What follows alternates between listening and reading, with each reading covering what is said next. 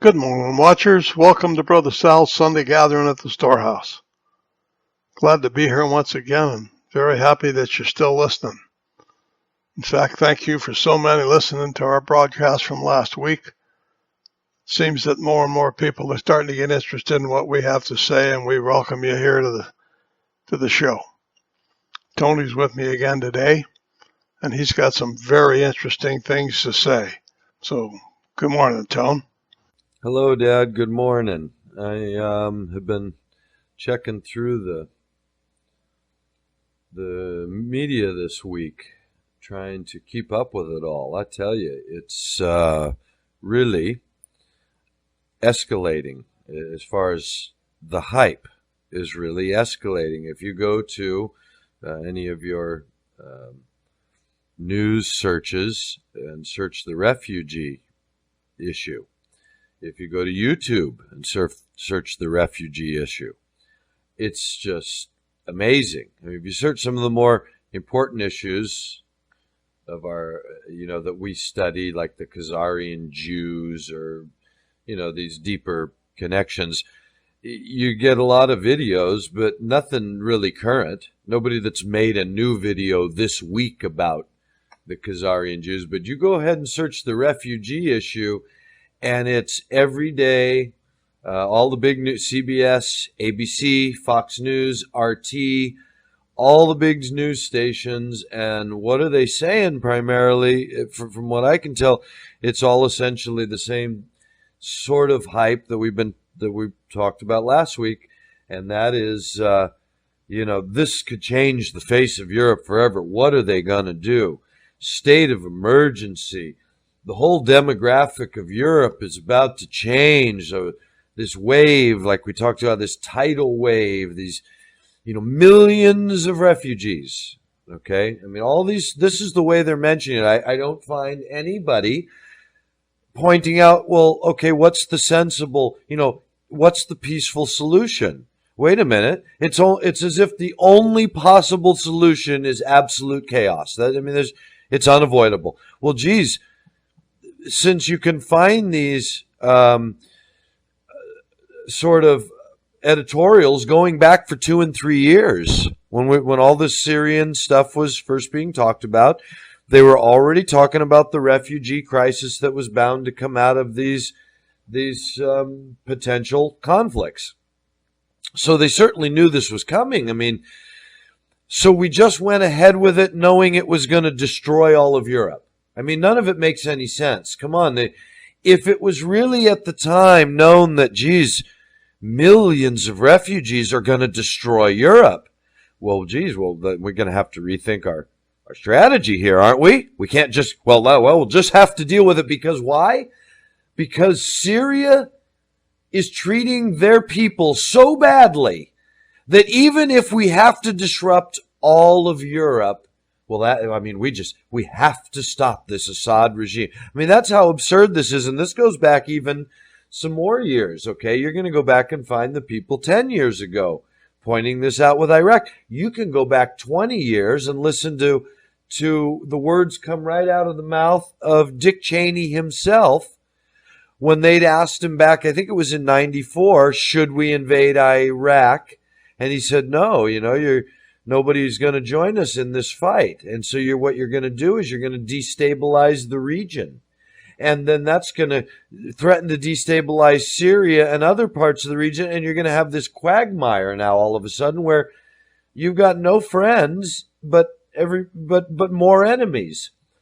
So he pointed that out 20 years ago. So that's more of what I'm trying to get people to see, that it's absurd to imagine that we had no idea that as we go through these motions that we've laid out over the years, that we're just playing catch up on every front.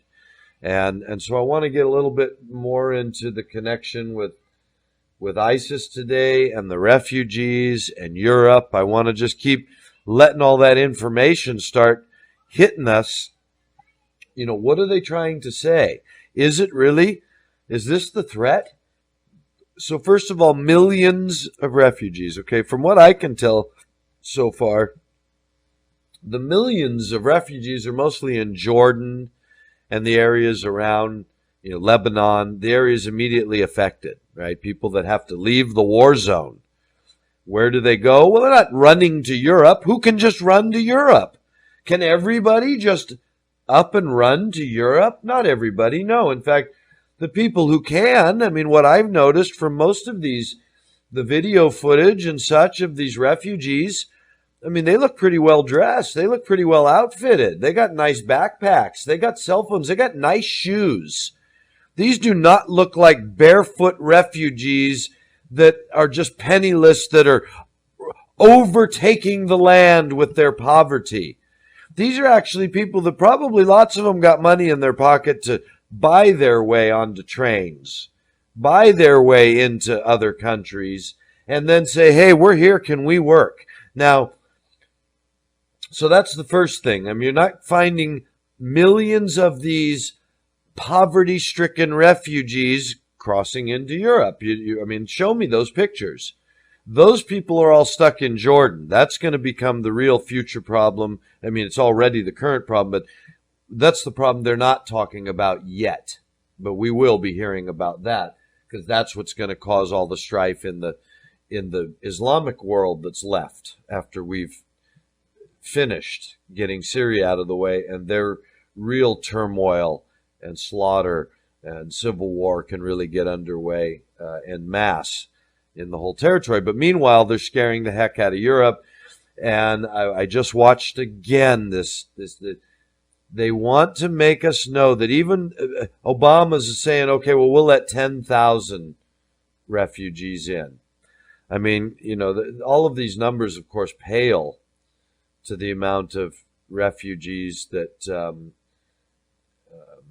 what history's shown is an influx of immigrants is usually very positive for an economy most of the time, because the immigrants come and, of course, they're willing to work for less. And provided they're not coming in what they're trying to accuse. All these people are like a crusade. The last time people went that way, it was when the European Crusaders went to the Holy Land, where where you had a whole land full of people who were Islamic and Arab and Persian and other side Jewish, and they'd been living there for quite a long time. And since Muhammad and his crowd had done what everybody else does in a land, they go and get as much of it under their control as they can. The Persians did that, the Babylonians, the Persians, the Grecians, the Romans. So why shouldn't the Muslims have used their collective effort to settle that territory? And under their settlement for hundreds of years, of course, the Jews lived in perfect peace and safety. None of this terrorism happened until the Western Europeans got involved in that land 100 years ago. So you got to keep that in mind. If you don't know your history and you're just believing this stuff over the New York Times, like I say, I have to keep repeating it right now because I see we're getting a lot of new people. Go back and see what your favorite New York Times or other reporter was saying several years ago during the Arab Spring, because a lot of this started around the Arab Spring. Let's forget 9/11 and what they were saying about 9/11, and towing the official story of terrorism and the terrorists that attacked us. But then let's just go, beyond that and just find out what their story was about the Arab Spring. Go see what were they writing. Did they have any clue that this was a setup, that this was a false flag, that this was just an attack in the wolf in sheep's clothing? Did they have any clue of that? Because if they didn't, then they really don't have their finger on the pulse of Mideast geopolitics, do they? That's what we were saying. That's what I was saying. So I keep cautioning people because it's, I'm being bombarded trying to figure out what to talk about this week. There's so many articles and they're all, so I've been through all these different sources now, from things more alternative to straight out of the horse's mouth propaganda. And it's all lining up very much to be the same, whether it's alternative. I mean, they're all saying the same thing now, which is how you know it's exactly what everybody wants the world to think, because they're all in line. And what they're telling us is that this crisis is catastrophic, these refugee crises. Nobody bothers to point out that, okay, for 20 years we've known this would be the result. It's been even discussed as little as 2-3 years ago, seriously discussed as, yeah, if we go into Syria, we're going to just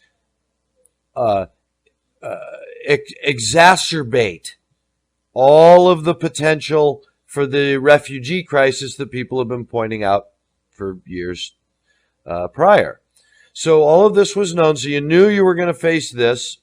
So all of the move to continue to push the sanctions, first you got to ask, why are they suddenly leaving Syria? Why weren't they leaving? I mean, Libya was 2011, right? Afghanistan and Iraq has been many years now. The refugee crisis has never been on the front page like it is suddenly this week. Why? What suddenly caused all the refugees? Well, look at some of the other things in the media now that they're telling us. One of them that I started to touch on last week was Russia putting boots on the ground in Syria. And now you can't get away from it. I found one article, 10 days ago or so. Now it's everybody. Go ahead and try and get away from the fact that Russia is in Syria, the bombers. I mean, I've got a couple of articles just up on the front. I've got so many across the screen today. I don't know how many to even talk about. So I'm trying to get to the general idea, and then we can get into some of the details. But the general idea this week seems to be that the refugee crisis is again, it's one of these, oh no, this is a game changer. This is going to affect the world. It's like everything all of a sudden, right? ISIS. Saudi Arabia, we read a few weeks ago. U.S. can only sit back and watch, see what happens, see if it destabilizes the entire Saudi regime and maybe the whole Middle East region, right? That's what they were threatening a few weeks ago with Saudi Arabia. Then it was a couple weeks ago, it was the safe zone up there in northern Syria, where Turkey and the U.S. had declared a safe zone. Al-Nusra Front was told, you got to get out of here by Turkish authority, and they did. 60-mile piece of land. I mean, that's, you wouldn't think how much weaponry do we need to get into place to guard that once we've declared we're going to make it a safe zone. And yet the Free Syrian rebels or Free Syrian Army that we support, they were routed, it says, by ISIS. So yeah, we need to talk a little bit, because when you talk about Al-Qaeda and Al-Nusra, of course, you're talking about the same people. Al-Nusra is the Al-Qaeda representative in that part of the world up there in Syria. And that's why they're the one being talked about now, just like in Africa. It's on the tip of my tongue, but I can't think of if you've been watching all this, there's a great terrorist organization in Africa. Well, see, it turns out these are all the same. They all have the tentacles come back to the same body, which is the same CIA organized, people that we've funded that have just turned into suddenly our enemies. So Al-Qaeda, Al-Nusra, we're talking about the same people. Now, ISIS, we know, comes from the same exact people. They're the same people. They're the same money. They're the same contacts. It's all the same sort of, they're just changing the name, you guys. They've just changed the name because they can't call them Al-Qaeda, because, darn it, Al-Qaeda can't be made that fierce. We've done too much to dismantle Al-Qaeda, as our story about our response to 9/11. So now we need something even more threatening, and they've known all along what they're going to do. This is no surprise. This caliphate, this thing that was going to be bigger than any one of these particular revolutionary movements. But when you look at it, literally al-Nusra, al-Qaeda, ISIS, they're the same people. So Turkey told al-Nusra, get out of the safe zone. But ISIS, I mean, it's an absurd illusion, okay, is what you have to see.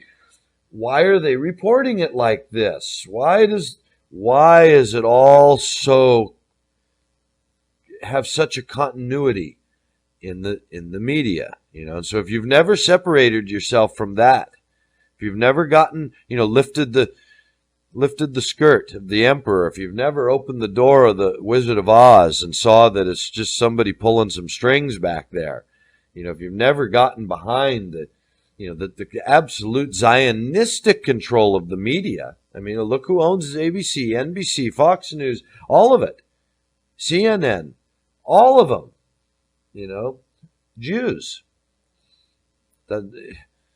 So yeah, it's that whole house of cards is pretty easy to undermine, but you can't do it from within the house of cards. You're not going to do it watching Jon Stewart and thinking you're getting the hip news. You're not going to do it reading the New York Times and thinking you're getting the real liberal lowdown. No, you're getting the masqueraded liberal lowdown. You're getting the show. You're getting the illusion of what's liberal. The whole thing is being run on a completely different level right now. So if you're not reading between those lines, then it's hard for me or anyone to help you. You're going to somehow see all of this as a mighty distraction or alternative, sort of eccentric look at what otherwise everybody seems to see quite clearly. But that's, so that's the trick of it. And I'm hoping most of the people that are listening to this are even on this channel because they're already got a bit of that vision working for them, so that when I point out al-Nusra, al-Qaeda, ISIS, we're talking about the same people here, you can nod your head a little and not think, how's that? Is he crazy? Come on. They've got all our weapons. I don't want to have to go through every week a whole hour to keep bringing back all the evidence. You'll have to either go back and listen to some of our stuff, go to one of our other YouTube channels like U Dystopia or the Philadelphian Church or Think or Swim. That's where all the information is, where you can see some of these other people that give you the political aspect or the economic aspect or who's really in charge. Even Noam Chomsky's been saying it for many years, although I think there's things Noam knows he can say and things he can't say, because there's certain things I'm always expecting him to say, but he goes right over it. And I think it's because he's not stupid. He knows he can point out certain generalizations, but if he points the finger too close, then there will be backlash. And that's why you will not find what I'm saying in any real media. You'll find it by a few nutcases out on the internet, but you're not going to find any actual media reports of this. So I want to point out what I'm seeing is discrepancies here. They're talking millions. They're threatening us with this. When you go to CNN or Fox News, all these hype it up kind of news stations, they're talking millions. Europe's facing millions of refugees in the near future. Well, now, first of all, refugees and immigrants are two different things, right? People that are refugees, we picture, barefoot, poor, they need to be fed, they need our assistance, okay? Immigrants now, wait a minute, they just want to come and live in your country instead of theirs. People like Germany, people like Sweden, see, they've said, yeah, okay. And I think a lot of that is all part of they're getting the word to do that, not because it's what all the people in their country think is best, although I would like to think that a lot of that comes down from some humanitarianism that's simply built into the social structure of these countries. The people of these countries actually want to help and aren't afraid to have immigrants, but I think most of it's motivated by the fact that they know they'll have strict they'll have a strict oversight of these immigrants. most of which will be willing to do the slave labor like the way the Mexicans and South Americans come into America, North America, United States, and Canada, but especially the United States. And so Germany's in that position to benefit because they know that millions aren't coming, and 10 or 20 or 50,000, that's a lot of cheap labor suddenly flooding into the market. A lot of restaurants going to have people they can pick up real cheap to do the labor that no German would ever do. And so to give you an example of that, in my country, and especially in my state, California, they depend and have for my entire lifetime on labor from Mexico and farther south, but primarily Mexican labor. It's Mexicans that pick all the grapes and do all the work in the vineyards for all that wine you like to drink. And one of the reasons California wines can be reasonably priced in California is because all that labor is done by people that are making $4 and $5 an hour. The hard labor, the mass labor is done by very cheap labor that gets no benefits and probably makes, $4 to $5 an hour. Things that no Californian would do.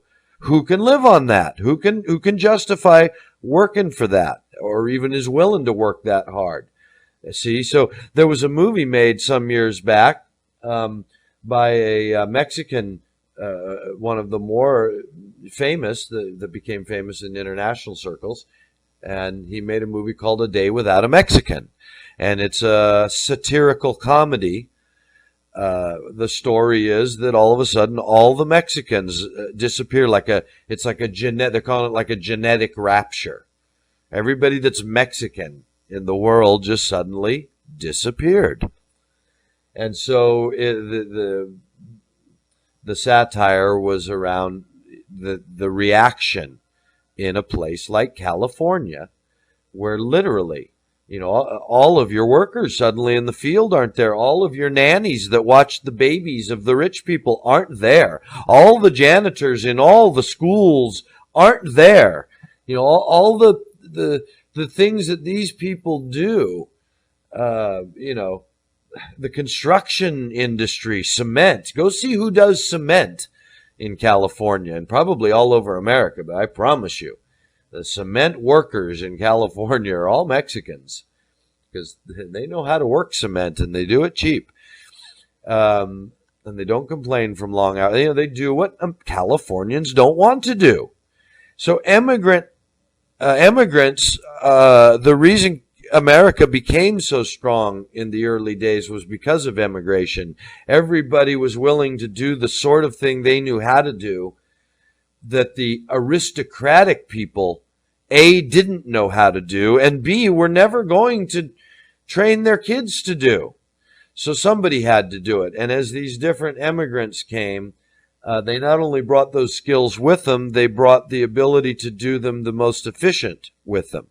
And so when you're looking at these Syrians that are carrying their own backpacks with their own iPhones, with their own clothing and these people sleeping in these railway stations, go look at the video. Some of them got nicer blankets than I do. They don't look like starving refugees. They look like immigrants. Okay, so first of all, there's two different things. To say there's millions of refugees, well, yeah, there are. Right now, millions of people are being displaced from their homes. Most of them really want to go back to their homes. They don't want to run away to Germany. That's not why isn't anyone pointing that out? These people don't want to live in tent cities in Jordan forever. Why are we acting like this is the new normal? These people are fleeing a horrid situation which almost no one's talking about. They talk about how horrible the Syrian regime is causing all this because he wouldn't step down, right? But it's already been proved it was the American-funded side that threw the sarin gas, the chlorine gas. It's the American-funded side that is ISIS, that's creating all the refugee situation.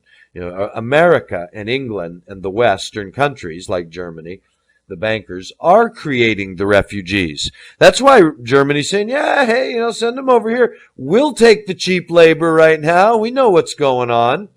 So, and in the Westerners, they're the ones putting the threat out about the terrorism. I'm absolutely, we went over that last week. Who who actually announces, especially in the beginning of the movement. It might be one thing after they're all in place to say, aha, all that refugee thing the last 2-3 years, that was all just to get our terrorists in place. And of course, that wouldn't mean anything if you didn't then blow something up. So to me, this is what we all should be learning from this. You can tell it's all false by the real situation. What are they telling us? They're scaring us instead of scaring the terrorists, right? What are they presenting to us? Pictures of 3,000 people crossing a border, talking about hundreds of thousands crossing the border. I saw somebody presenting this very official-looking figure that, double the immigration applications from 400,000 to 800,000. So really all we're talking about, first of all, is right now what they're showing, an increase of 400,000 more. They already were expecting 400,000. This was the expected amount of people. So that's gone up 400,000. So if you even divide that by 10 countries, 40,000 apiece, let's say, as we've pointed out last week, that some of the more reasonable people are trying to throw light on the subject, that these kind of numbers are not significant in the sense of changing demographics. Countries that have millions and millions of people, 10,000, 50,000, 100,000, that hasn't suddenly become a Muslim country. You don't have to worry about your parliament being overthrown. I mean, all these things I'm seeing. Go read your mainstream news this week. Go see, it's everywhere. You can't get away from it. You just type in refugee crisis and watch how dire. Europe will never be the same again. And I'm just thinking, okay. I mean, I have a friend in Hungary, and we've been talking about this. And yeah, there's, a couple of weeks ago on the 4th, it was this train station thing that we talked about. And they were talking about, say, 3,000 people, and they had pictures of them walking down the highway. It looks like a concert just let out. Like I pointed out, it isn't no 100,000, 200,000. It isn't like the March on Washington, D.C. or Tehran or Mexico City, boy, let me tell you. They're talking a tidal wave. Well, that didn't look like no tidal wave. And as I say, very few of them look barefoot and starving to me. So where are all these refugees everybody's worried about having to take care of? Okay, so no, we're not seeing that really. And so anyway, this week now there was a story about how another, I think it was 5,000 people were coming across the border into Hungary. Another 5,000 just today or something was this report, right? And again, it was on a mouthpiece that's already trying to show doom and gloom. So you know that they're building it up as big as they can. I mean, if there were how come nobody is screaming, there's 100,000 people standing in a camp. They're dying. I mean, show me the pictures of what's going on. And whenever they do, again, it's busloads of people. It's hundreds here, a few thousand there. This is what you see. Okay, so this may be unfortunate to have to deal with suddenly, but it hardly seems Europe is about to fall to the Muslims, right? This is this mass that they tried to point out in the last thing, this emigration, right? This is this mass Muslim emigration that they're going to go take over the world. Really? I mean, is that what these people are doing? They're emigrating to take over the world. You're claiming that you're sneaking in there with them terrorists. Okay, are these people trying to take over? Where is the millions that are coming to take over Europe? When are they coming? Right? These people look like they're people fleeing the war. They look like they have money to buy their own ticket, like any other visitor. We're just, only they don't want to just visit. They're saying, I want to move into your country. And there are thousands of people, and they look like the more affluent. And none of that's being covered. Who are these people? Nobody. I don't see anybody doing interviews. Who are you? Yeah, I'm a doctor from Syria. I don't want to raise my family this way. I'm a fisherman, and I don't want, my great-grandfather was a fisherman from Sicily who didn't want to raise his family in the way of the mafia. He didn't want to be part of that, working for them, building boats, then they come around and say, okay, here's how much you give to us or we burn your boat down, all right? He found it hard to escape, even in America, funny enough, but this was the idea. He wanted to escape it. He didn't want to raise his family in that sort of situation. So when you look at what's going on in Syria, and now you've got basically the American interests are coming in. That's what I see these people are fleeing from. The American bankers, they're coming. The European bankers are coming. They're going to slaughter the people that have been over us now, and everything's about to change. We're about to get a regime like Egypt. We're about to get a regime like Jordan. We're about to get a regime like Saudi Arabia. So, or Iraq. We're about to get our Saddam Hussein. And let's get out of here while the getting's good.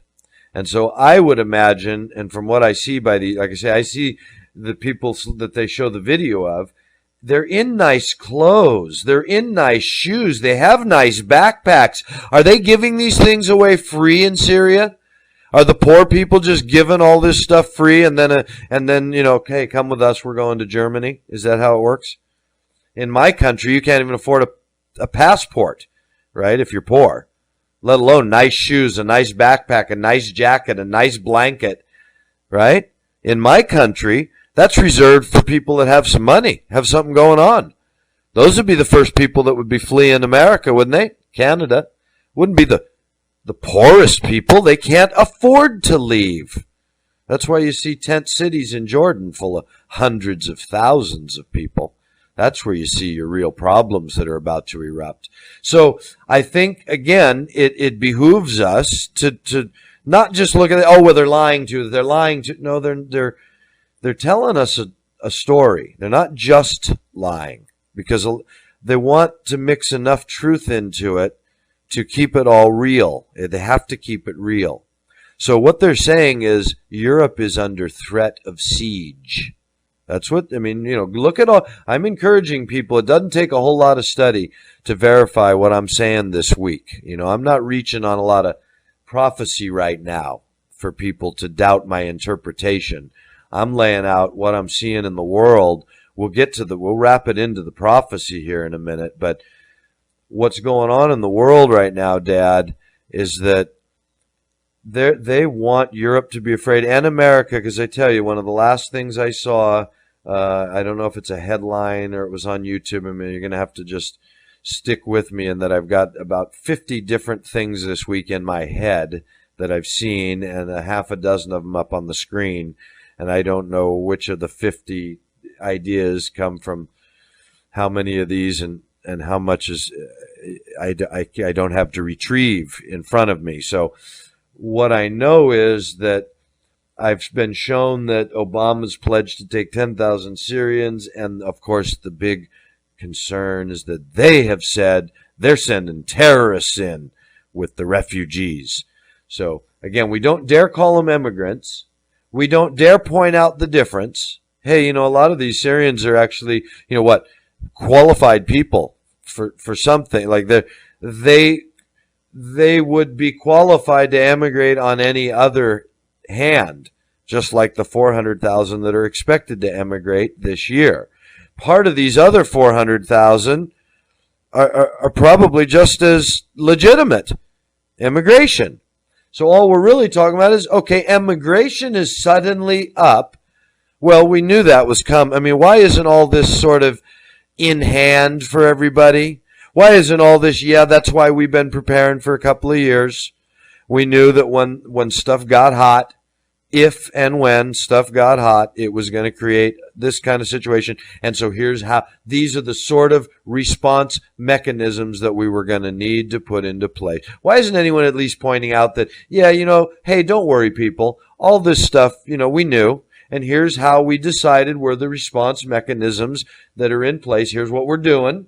We're going to do it like this. We've got these forms already made up for expanded immigration to, you know, whatever. I mean, you'd think, come on, if you knew it was coming, what was the game plan? To simply wait till it was too late and then play catch up. I just find it astounding how the way the Western world, you know, when I say that, I mean these bankers, America and the West, the central bankers that won the Second World War and and had their own iron mountain in the 60s to decide, what do you do in case the world is at peace? How do what do you do to keep your position in a world in peace? And, look it up, people. Iron Mountain Report. This was the question that was asked. And what did the think tank come up with? You'll never keep your power in a world at peace. You just can't do it. The world either has to be at war, or they have to be afraid of something so that they'll leave their power with you. And among the things, the most effective they came up with that the people could be afraid of is imminent danger. A comet's going to strike the earth. Those sort of things.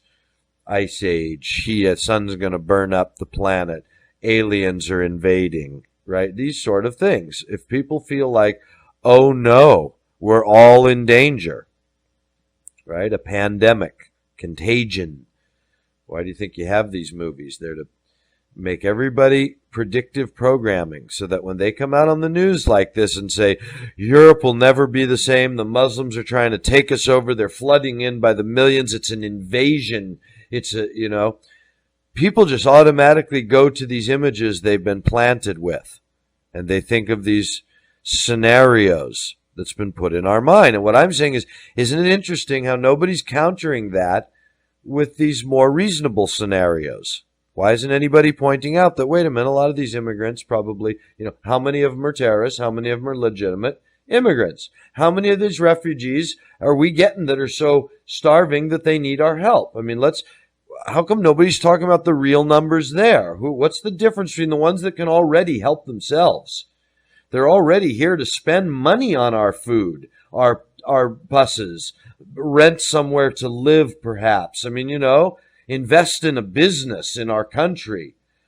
That's why immigration's never been shut down, because it's a good source of income for countries, a good source of labor. Now, refugees, this is a different touchy situation. Are they coming there, to flee a bad situation in which now they're helpless and they're just added to your helpless people? Okay, no, that's hard on a country. Now that takes a little bit of effort to maintain, like what Jordan. That's why Jordan's going to become a key to, if we want to drop a little quick prophetic insight into all this. Right? Why is the Hashemite king significant in the prophecy? Well, a couple of reasons. One, he has the say over the Temple Mount because he's the Hashemite king. And back in the 90s, he was given this special consideration through the U.S., through Washington, and through the United Nations, that the Hashemite king would have this special consideration on final Temple Mount issues when they come to the final declarations of what they're going to do with that Temple Mount, because he's the representative, so to speak, of the religious angle, which is funny because Saudi Arabia claims to be. They're the kings, the king before him, the one that died, Abdullah. Why'd they give it to Jordan's king? Who was he? Right? Well, he's this Hashemite king. He descends from Muhammad. So anyway, he winds up with that privilege over there, and that gives him now some weight in this Jewish-Arab relationship. Of course, Jordan is one of the first Arab kingdoms to make peace. Egypt and Jordan made peace with the Jews in the 60s and 70s instead of continuing the fight with them. And then now in 2000, it was the Hashemite king that was given the duty or responsibility to find a solution that all the Arabs and Jews could both ratify. And he came up with this, what they called the two-basket plan. One was security and one was economic. Right? So that you get, everybody feels secure and everybody gets the economic benefit. In other words, nobody gets cut out of the money loop. Nobody gets cut out of the security chain. Everybody honors each other's security and economic interaction. That's the way to make us all friends rather than enemies. We're all become business partners who rely on each other now for economic and temporal security. And so this was known as the two-basket plan, and it was ratified, as we've, really has been sort of the core of this ministry for 15 years now, by all of the Arab states except, guess who? Libya, Iraq, and Syria. And so ever since then, it confirmed to us what we'd been seeing for many years. These were the nations that, because of their alignment in this Middle Eastern cabal, these Arab nations that have become client states of America, these were the ones that were not, or were the most resistant, or who always stood along with Iran. Originally, it looked like Iran was going to be one of those three horns that were uprooted. But as we came to 2000 and everybody met in that region, it was Libya, Syria, and Iraq that turns out to be the other horn. So where it had looked like Syria, Iraq, and Iran, which of course is the major, as you can see in today, it's always been on the playing field, is what the Western interests want control over there. And so you say, why the Western? Oh, the oil. I've realized now anyone saying that either doesn't know what they're talking about, or they're just spouting the cover story. No, it's not about the oil. If you think about it, the Western interests have had the oil for a generation. It's always been in Western interest ever since FDR went over there in the 50s and made the deal. And then you get OPEC coming out all that 20 years later, and the petrodollar. And I mean, come on. Do you think that that's all been because oil is something we're concerned about its stability? They banked their whole Western system of economics on it now for the last 50 years almost. So no, they've had their mitts on the oil. The thing is that you go to the deeper scheme of getting back that Holy Land for these European Jews that are making this land grab. They want that whole thing. Go look at the map. From Egypt there, from the Nile to the Euphrates, that map spans that whole Middle Eastern territory, essentially. And so that's what's at issue. To make sense of it all of a sudden you can go, no wonder England and America have spent what amounts to their whole country's fortune. I mean, think how much better shape America'd be in today if it wasn't the commitment we make to Israel and the Middle East. Oh, but we have to keep the state of Israel. Again, why? That's all propaganda, No, we don't. Who set it up over there, right? Do you know who set it up? Why God set it? Show me that. Yeah, you can show me a scripture that says God will eventually set up his kingdom. Does that mean because it is now there that God is the one that set it up? I mean, I'm not saying that's an easy question, but it is a legitimate one now that we have this evidence that keeps this new information that God promised in Daniel, right? This people will run to and fro and knowledge would increase. Here we are. What is run to and fro?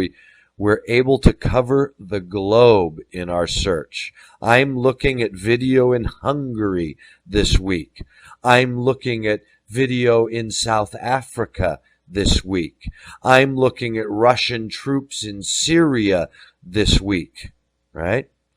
So I find that prophetically, boy, it all really ties into this, idea that we're looking at a story in which this synagogue of Satan, these Jews who say they are Jews but are not, are utilizing this scripture and this whole expectation of the Jews that they will have that land again. This Talmudic tradition that's been created where everything outside of a Jew is righteous to kill. It's what God is working on doing, getting rid of everything and turning it Jewish. So from that very limited psychotic standpoint, you have this nation state at its deepest core. that God is getting rid of everything that isn't Jewish, and it's their destiny, and they're the ones whose hand is being used. Okay, so imagine that is the background, just to see if it fits, and then start working your geopolitical history, and especially your modern geopolitical scene, into that. And boy, oh boy, it sure makes sense why all of our money goes to these guns, these weapons, these countries like Jordan, Egypt, Saudi Arabia. What do we have to do with these people, right? What do we really have to do with the kingdom of Jordan? I mean, more so, say, than, Washington, D.C., which is a city so full of strife and separation and poverty. All of our cities impoverished, all of our infrastructure falling apart, all of our schools keep getting, closing down, teachers get less, the infrastructure of the school gets more and more degraded, and its programs and its access, access to facilities gets continually cut. All the things that are deemed really important, really, in a society. Our farmers and their ability to be subsidized and continue to farm through, whatever, all of those things. No, we don't see any value in putting the hundreds of millions and billions there. But boy, sending rockets to Israel to protect them from what exactly? Why do all their neighbors want to kill them? They hate our way of life. Come on. Do your study. Who are these people? Why did Muhammad and his followers let those people live amongst them in peace for hundreds and hundreds and hundreds of years? Muhammad's going back to 600. Come forward now to 2000, when all our problem is that's 1,400 years. The Jews didn't have a state. God had kicked them off that land and promised that he would persecute them. Did the Muslims persecute them? No, they did not. Okay? So where's all this come from? This PLO, this Al-Qaeda, this terrorism. When did that start? Because it didn't start with Muhammad. It's not part of Islam. Anybody that does, 5 minutes worth of study of Islam can determine that, if that's your goal, right? Doesn't take long to determine that that's just all as big a hype as all these, the kind of Christians that go shoot abortion doctors and imagine they're doing the work of God, right? And then doesn't take a whole lot of Christian theology to put that down as non-Christian. So whatever they are, claiming to be Christian is simply illegitimate. It's just an illegitimate claim. Just like the Jews who claim to be Jews but are not. It's an illegitimate claim. And that's what the Arabs have been upset about, why they went to war with their brothers. Because these aren't our brothers. These are invaders. Right? So, unless you get that as the, don't agree with me, but at least look at that as the context. This is the point of contention. Go find out if that statement is true. Because if it's true, it puts things into place now in this modern world. What the fight's really about. Why there is a Muslim resistance to this. Why they do want these particular Jews off that land. Why Iran says, no, we will never accept that Jewish nation. And yet, Iran has Jews living in Iran that have been living peacefully in Iran for hundreds of years, Jewish communities. They're not persecuted. No Persian would think himself a decent human being to suddenly go persecute the Jews there because of what the state of Israel does. See, we pretend that we act that way. We do that. We in the West. We being the nation that is influenced so heavily by Israel, that's blood brothers, joined at the hip. Whether you want to say we're influenced by them or we're simply we're just blood brothers. We're just bound to work in that interest. And as we've talked about it, I guess it deserves at least a momentary mention. It's odd that we Christians have any sort of notion of that being a Christian interest. In what way is it Christian to displace the Muslims to make way for God's Israel when God's Israel is, and the reason they need back in the land is so they can wait for their Messiah, who is not Jesus. And in fact, the reason God kicked him out of the land was for killing Jesus. And in fact, the Christians know that they're destined to proclaim a false deliverer. They're going to claim someone else as the Messiah. And so, why do Christians assume it's God that put him back in the land to claim a false Messiah? Why is it Christians that assume it's their responsibility to support this nation until they can claim a false Messiah?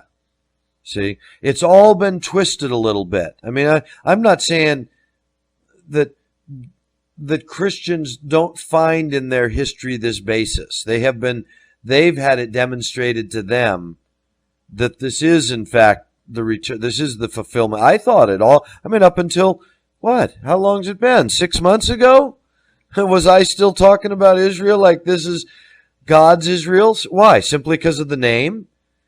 Could that be right? How do we reconcile this, those who are saved, but they're Jews but are not? This is just some small group. The rest of them really are Jews. In what way? Okay, in what way? In the way Jesus asked them to be? By following the law of Moses? I mean, apparently not. That would have led them to Jesus. You have this whole Sephardic group of Jews that denounce this Talmudic state of Israel. I mean, because the official state of Israel, all the Netanyahu, all the cabinet members, all the big rabbis in the government, all the people who really call the shots of the state of Israel, with almost zero, the exceptions are as slight as us having, one congressman out of the whole lot that's still actually, arguing for the good of the people and gets nothing done. Okay, so imagine it's like that in Israel. The people who are claiming the Mosaic covenant is the superior one, and that the people who are following this Talmudic tradition are in fact not following the Mosaic covenant, not right with God, etc., etc.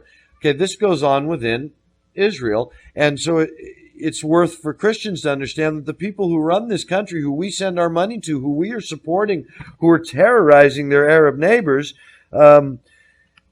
these people are in conflict with the Jews in their country who claim to be following the Mosaic covenant, who claim to be even from the bloodline that has a right. They're not the ones in charge. So, keep all these little pieces of the puzzle in mind as you're trying to determine what's really going on. And, I tell you that if you keep letting yourself being bombarded by the media, you'll start to believe, oh, poor Israel, God's country, we got to keep them. The Muslims want to overrun them. I mean, okay, maybe it wasn't fair, but now it's been so long and they're in the land. And I mean, it's not fair to just take it away now and let the Muslims slaughter them. And, you'll get into this narrative that isn't true.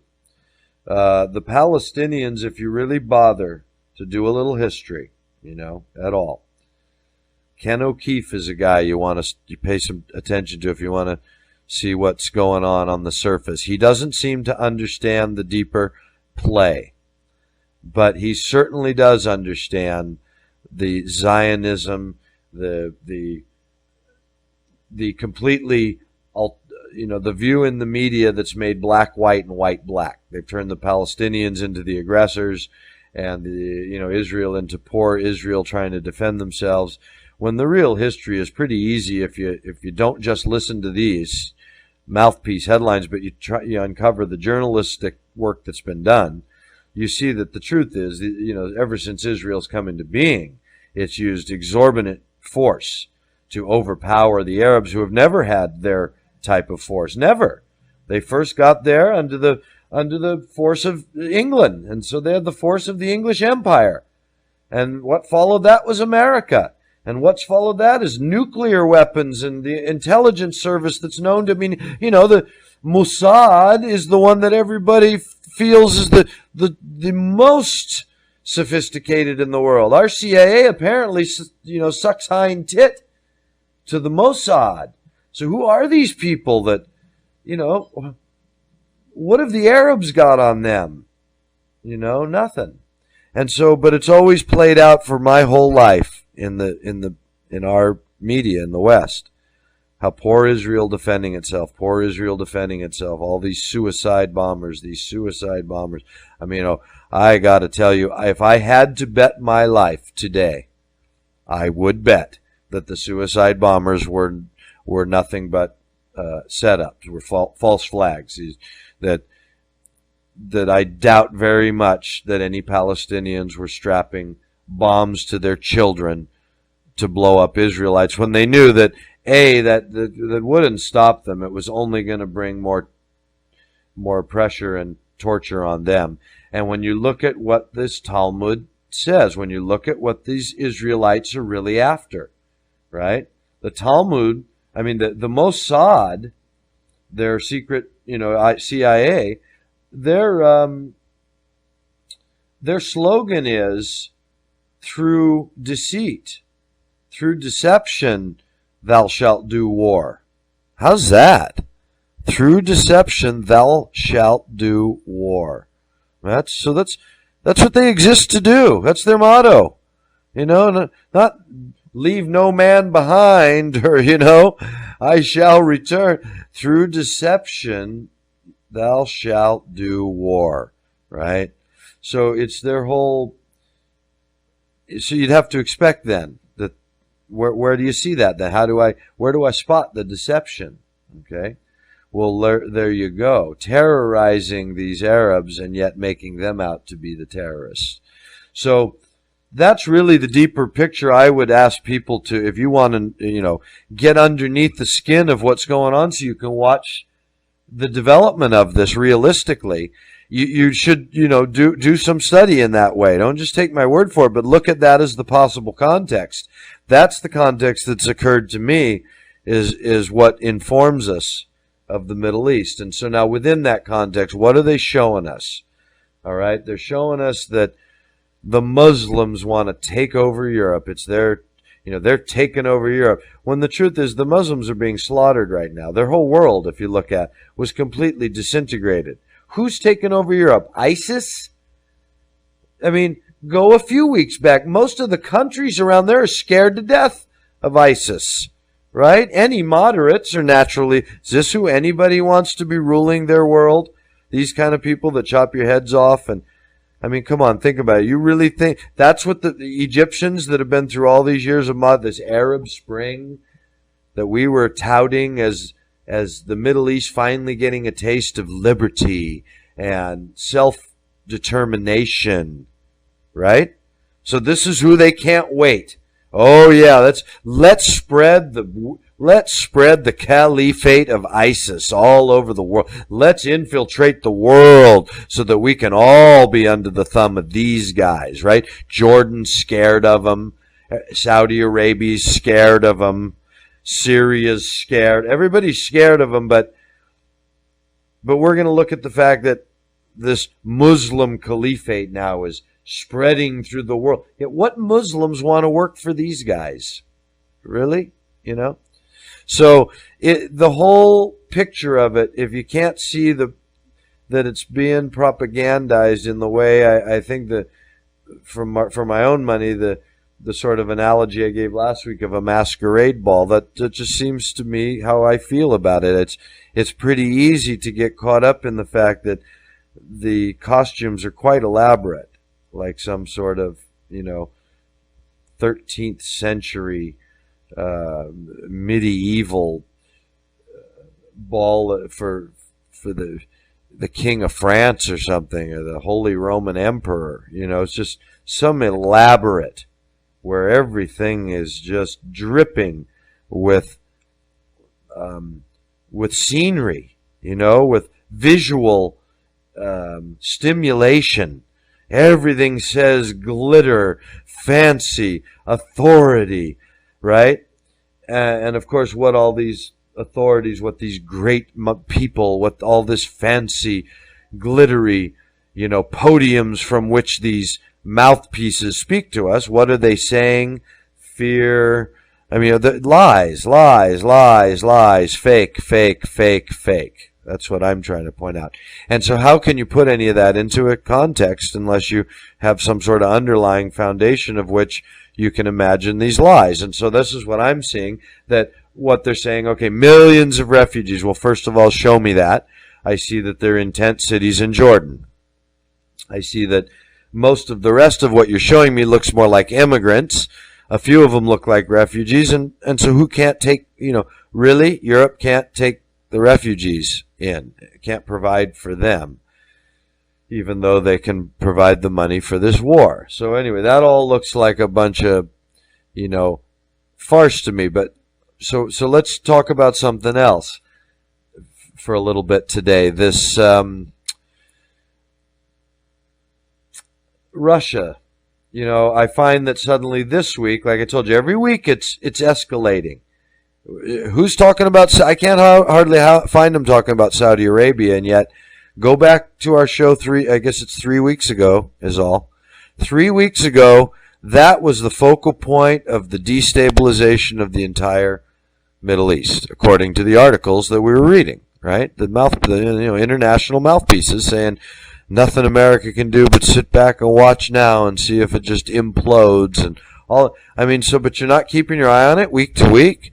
Yet, if some rock star commits suicide or goes into rehab, or we got to keep it up to minute, minute by minute. What's going on with them? What's happening? What would they do for their last meal? What color was what color did they paint their nails the last time before they died? We're interested in it minute by minute, day by day, week by week until we're puking on it, till we can't take any more of it, right?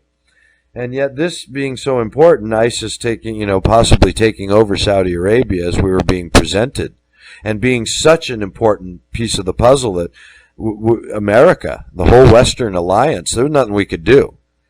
And yet, I can't find another peep about that. It seems to have just been that was your false flag for the day. That was your hype for the day. Let's get you all freaked out this week. But then next week, it's Turkey in the safe zone, remember? And then last week, it's the refugee crisis. Well, now this week, of course, I tell you, the refugee crisis is only going to escalate. But now, it's like just as the horn is starting to raise its pitch, and it's, getting more up to the note count, right? Starting to get, the fever pitch is getting higher. Well, now the violin comes in also. So we can really start, getting the vibration of the room into a much higher, intenser state. And so adding to the refugee crisis now, what do we have? Russia. We got, it would seem, almost no chance of keeping Russia out of this fight now. All of a sudden, it started with something I saw a few days ago on the 8th. This is September 8th. CBS News, right? This is your major.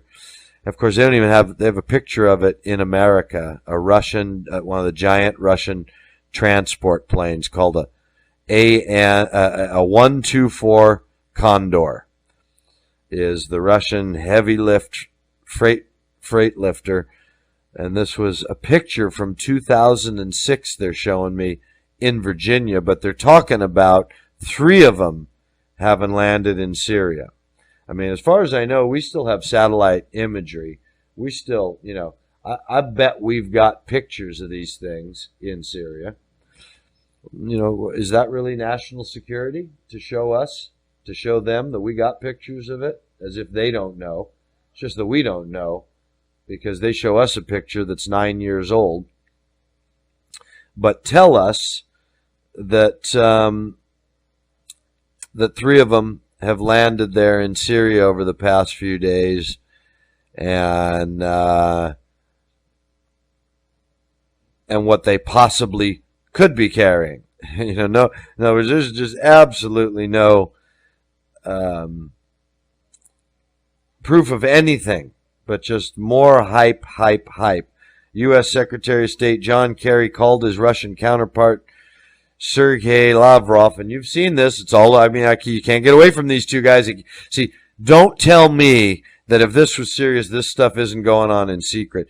They got everybody looking at their pictures, so we can all have this palpitation. We can imagine these two talking about whether we're going to go to war, right? So U.S. Secretary of State John Kerry called his Russian counterpart Sergei Lavrov over the weekend to express concern, warning that if reports about the Russian military buildup in Syria were accurate, it could further escalate the conflict, increase refugee flows, and raised the threat of confrontation with the U.S.-led coalition fighting the Islamic State of Iraq and Syria. So what did he just say? Kerry warned Russia that if the reports are accurate, hey, if you're bringing stuff there, it could escalate the conflict. Which conflict? Okay, the one in Syria. Well, which one? Don't we have a couple of them going on there? Escalate the conflict, increase refugee flows. See, there's just a threat. How? By escalating the conflict. Well, wait a minute. How? Over what? Why? Because I landed in Syria. Oh, because I'm bringing stuff to support the people you're trying to slaughter. So that's going to, in other words, you don't get to slaughter as fast. So what you're bringing up is, hey, you're going to escalate the conflict, increase refugee flows, and raise the threat of confrontation. That sounds a lot like further escalate the conflict. See, that comes from, of course, Russia's bringing guns to Syrians, so that escalates the conflict. That escalated conflict drives more refugees. And then raise the threat of confrontation with the U.S.-led coalition fighting Islamic State. Now, wait a minute. Raise the threat of confrontation with who? See? With who? Raise the threat of confrontation with the U.S.-led coalition. What did that just say? Russia, the U.S.-led coalition will start killing Russians, right? Raise the threat of confrontation with the U.S.-led coalition. In other words, if you're putting boots on the ground, if you're giving them guns, you're not supporting anything that's going to lead to a back down, a truce, let's talk about things. You're going to escalate the conflict. You're going to increase the refugee flow, and you're going to raise the threat of confrontation with us. Well, I can promise you that's just what, what can we talked about last week? What can Russia do then? Sit at home and say, yeah, okay, then slaughter all those Syrians, as if that's going to help the refugee flow, right? So no, of course, Russia is bound to their allies. So they have to be bringing this stuff. So that's why I'm trying to sort of put my, warning without all the fear. I'm trying to just show people, watch what's going on. Anyone who doesn't know World War III, everybody seems to know World War III is coming. Everybody seems to know it. So, that to me is predictive programming. They want you to realize that, why isn't anyone talking about how easy it would be to avoid? What are the options? See, it's always no options. Nope, no options, right? There's never an option. Because why? They're the tyrants. Well, they're killing their people, right? Okay. We're not killing our people. Let's not pay attention to any of the grievances. There's been a lot of them filed against the American government, Go look that up. A lot of people have grievances against what we've done. So who are we to judge, right? Without, redressing some of these grievances. But the whole idea is no one's even talking about, well, wait a minute, since World War III is like, nobody wants that option. That's not, why is that on the table? Who's talking about World War III? Hey, whoa, wait a minute. No World War III. Oh, hang on here. What we're talking about is humanitarian stuff. Libya, you can't kill your own people. Saddam, you can't kill your own people. Terrorism, we can't have that in the world. Everybody seems to agree with that. Everybody seems to agree with that. So do you mean we have to have world war? Wait a minute. We all agree on the problems these days. Climate change, terrorism, limited resources, all the hyped up things, which if you do your study, all of it is fake, but it's what brings us to war. My point is simply start looking at your evidence. All of these things which have been put down already, no one talks that side of it. There's no real debate on any of the issues. The climate change thing isn't out there all the time for the smartest people in the world so that the whole world of citizenry could learn something and be either behind it for the right reasons or against it for the right reasons or just up to speed with it for the right reasons. Why isn't that promoted? Just like this conflict thing. Why aren't we hearing, okay, what's the real issues? What is there any possibility? Is there anything that can be done? Is World War III really the only answer? Because it's like you look at your movie when the space shuttle got lost up there, Apollo 13, right? Made a great movie because why? Well, these three guys are up there, and well, wait a minute, what's our options? Well, they're gonna die. Well, okay, that's the worst that could happen. It might even be the most likely. So now we're free to really brainstorm, aren't we? We're really just free to look at the idea that, we'd be willing to do just about anything not to let them die. So can any of our smartest people in the whole world think of anything better than that? I mean, that's what I find lacking, at least in the narrative. How come there isn't at least this whole alternative narrative of people pointing out, well, here are the alternatives. Here's what we could do. Here's how, even if they're difficult things, why aren't we brainstorming? World War III is more difficult than the difficult things, isn't it? People, human beings out there. So why as Christians are we supporting it? Is again, what I want to keep coming back to with this, why I'm contributing to this show.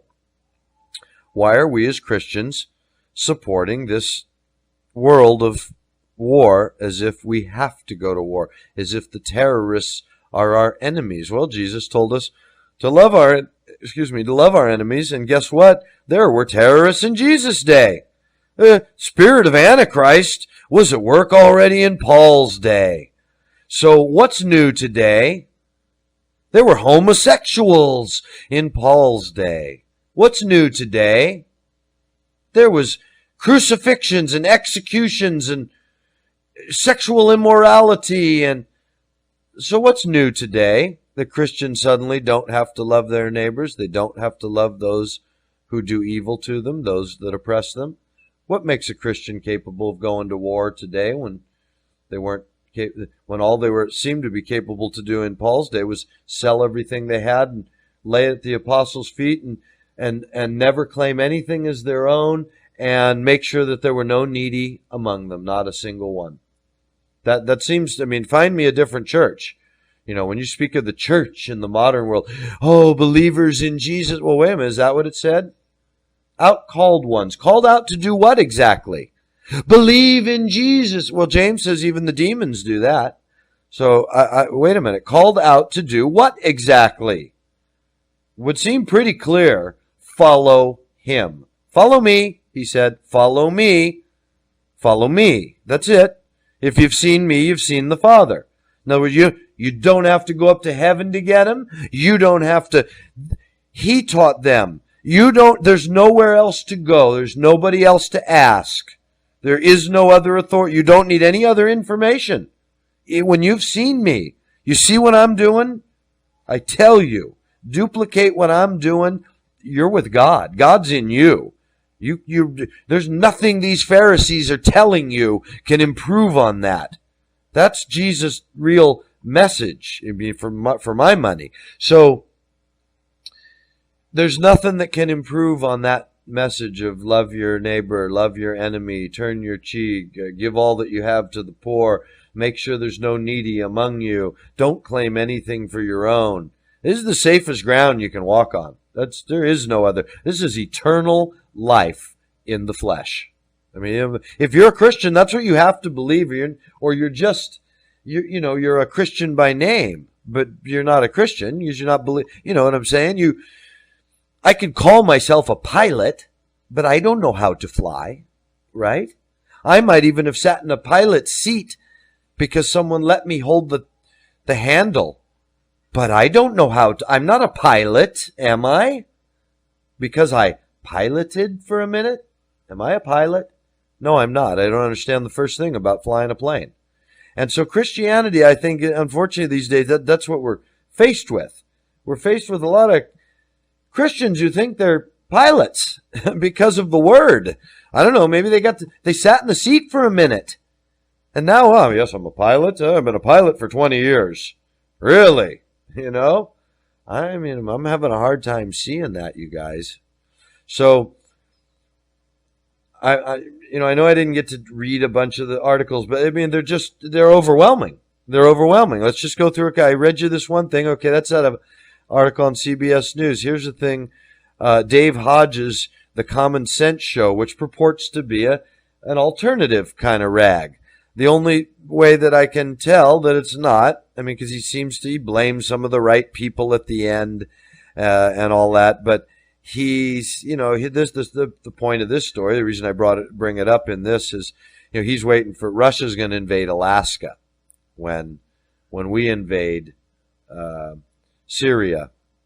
Russia's going to invade Alaska because that's their play. They're trying to see this is another.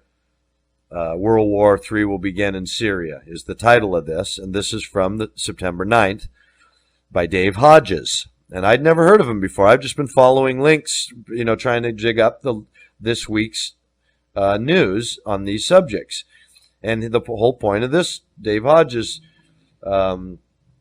piece is that Russia is already putting boots on the ground in Syria because, of course, they have alliances that they cannot simply avoid, and that when we invade Syria, Russia will have to make some kind of move. They can't just allow themselves to be defeated.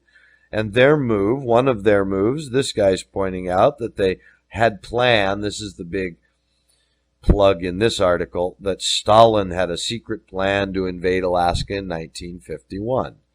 And if he did or not, that's fine. Stalin, of course, if was, working for the bankers. Stalin, FDR, and Churchill were all doing what they were told. It was Stalin that gave that land to the Crimea away after the war. And so all of these guys are just puppets. And so whether they knew it or not, Stalin knew he was a puppet.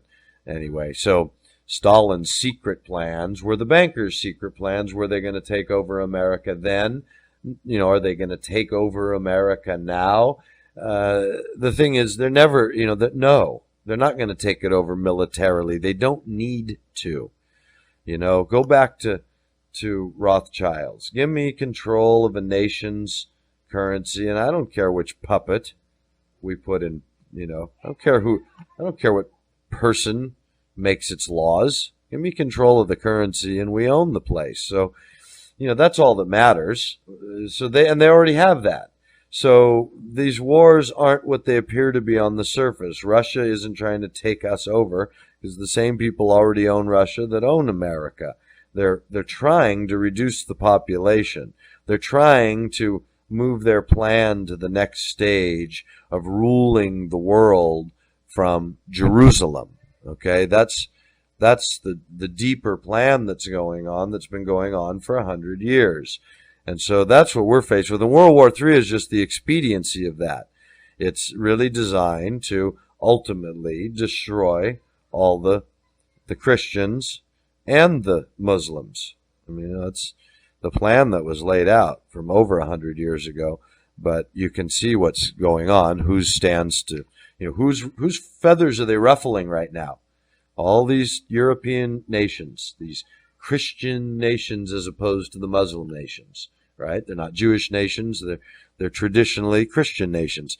And so that's whose feathers are being ruffled because they got to come in and fight against all the Muslims. But not till after the Muslims, of course, get so crazy and start terrorizing the world for their religion that there's nothing else Americans and Europeans can do because they're scared for their life. Their people are freaking out. Their own countries are ready to self-destruct. Anyway, that appears to be what's coming, because this threat of World War III, again, if there really was a threat, this isn't what you tell people. You don't get everybody all scared so that paranoia can work against you. You only get them paranoid if it's working for you. So how could it be working for them? They want us all to be scared. Why? So that when they declare these wars, there's no questioning it. They've been telling us already for a year, it's coming, it's coming, it's coming. Russia, Russia, China, China, cyber war, nuclear war.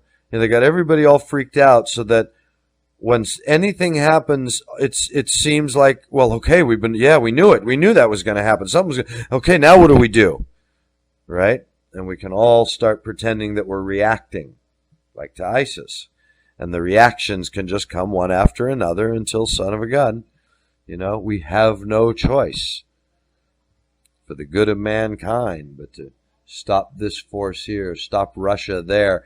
And, how are you going to do that? Well, they already made legal, last year, a few years ago? Tactical nuclear weapons. This is a study you should do. This is all part of this Project for New America, the people that, run our country. What have they been up to? Go look at what their think tanks tell them all the way since Iron Mountain in the 60s. It's all been the same, right? How do we maintain control? Well, now it's down to tactical nuclear weapons. And all of a sudden, as a lot of people know through the mainstream media, as they got everybody used to it, and the controlled outcry, tactical nuclear weapons are on the table. We've said, hey, there's some things that are so bad that if we have to use tactical nuclear weapons, we will. And we already know what we want to use the tactical nuclear weapons for, to get down to the underground places that other people have built, so that we don't let anybody get away except the people we want to get away. Everybody's got to do what they're told in this World War III. Everybody comes in at the right time. They blow up just what they're told. They're sent with exactly how many guns they're told to shoot off at exactly the targets they're told to shoot them off. Just like World War II, just like World War I. None of that stuff was happening by accident. Just like the Vietnam War. They couldn't wait to dump all that napalm on those people. The whole idea was genocide. Kill as many of these people as we can.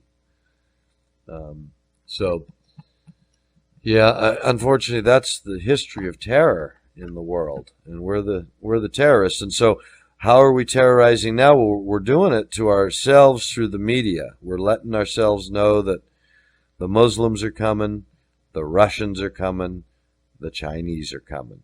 I mean, do you really think we're saying all this because they know there's a diplomatic way out of this, right?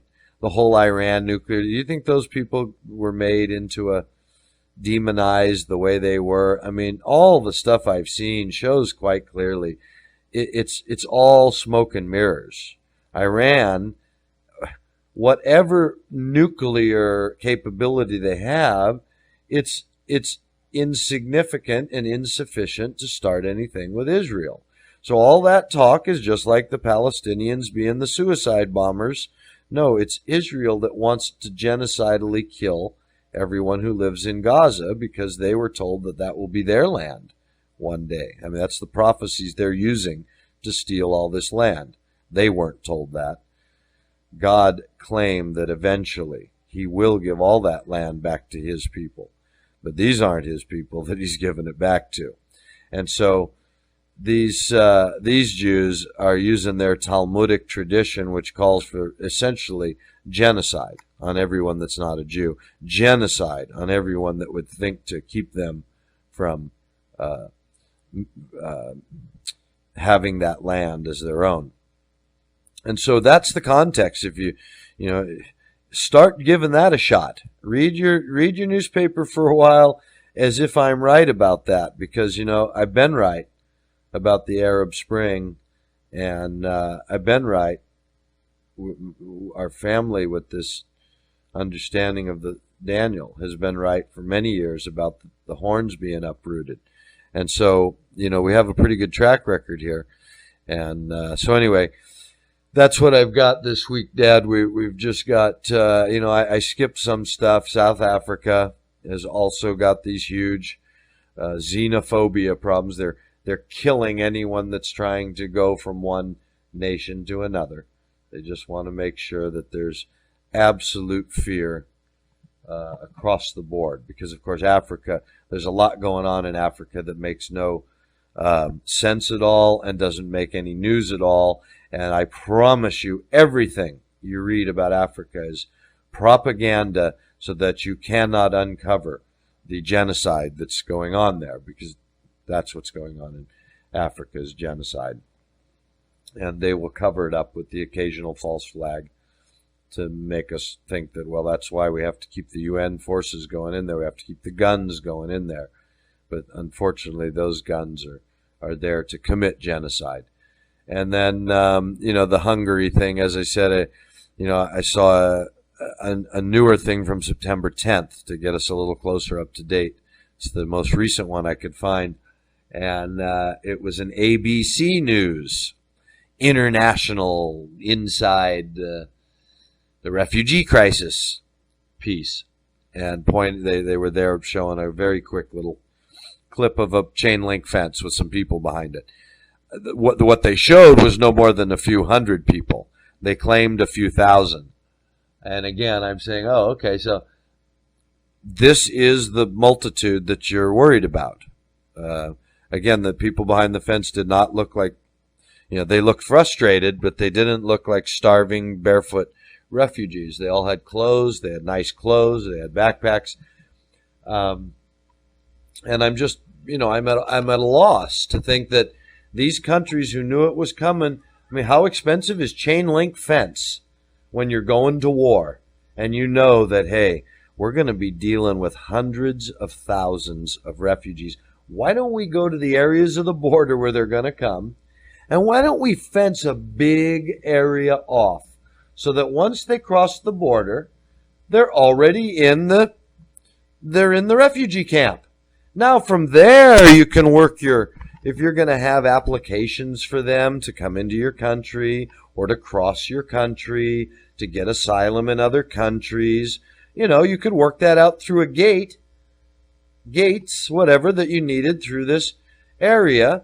I mean, I'm not saying, oh, who's going to pay for that? Yes, okay, I understand, but what are you paying? What's everybody paying now with this hurting people? Everybody's being hurt by the way they're doing it now. So I'm not saying this is just an idea that comes in my little brain right off the top of my head.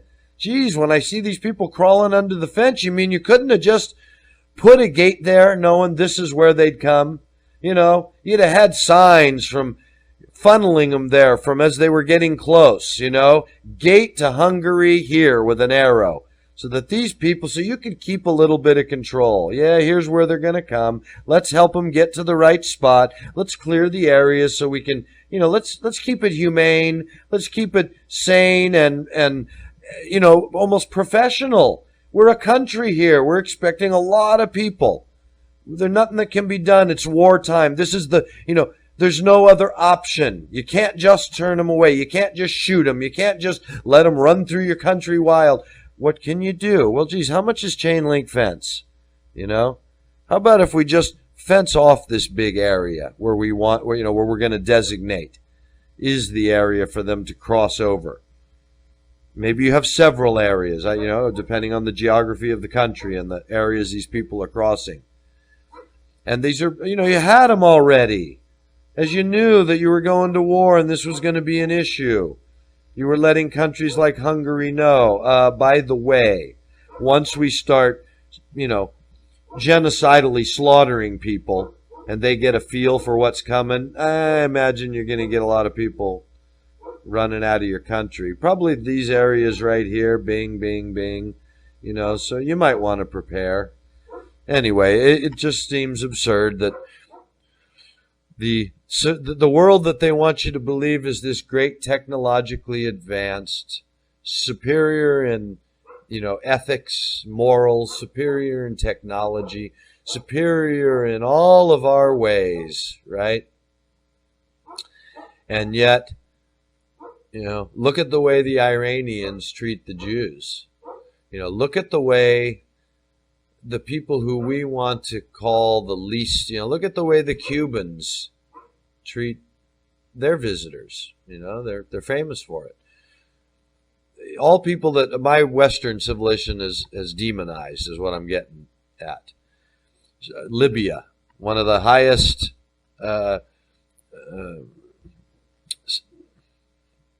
qualities of life in the entire world, takes on one of the greatest irrigation project and one of the greatest engineering projects in the modern world to bring that water up from the primary water, tap that source and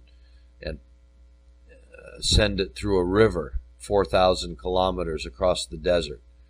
Geez, I sure wish I could be pointing to my country, putting people to work with projects like that. But no, it was Gaddafi that we had to kill brutally. So, come on, people, don't just hide from these facts. These are the facts. This is what's going on the surface, and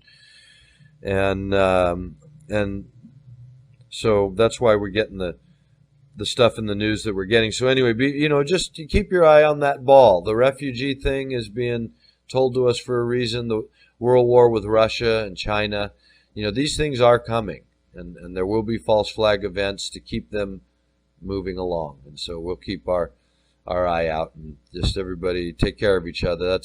Sorry I went so long today, Dad. God bless. Well, that was quite a great report, Tony. Thank you very much. I'm sure everybody will want to pass this around to all their friends. And we thank you for listening. And we ask that you remember this ministry in your prayers. The Lord has always taken care of this ministry for 35 years, and He takes care of it through you. And so we ask you just keep it up until we see you again next week.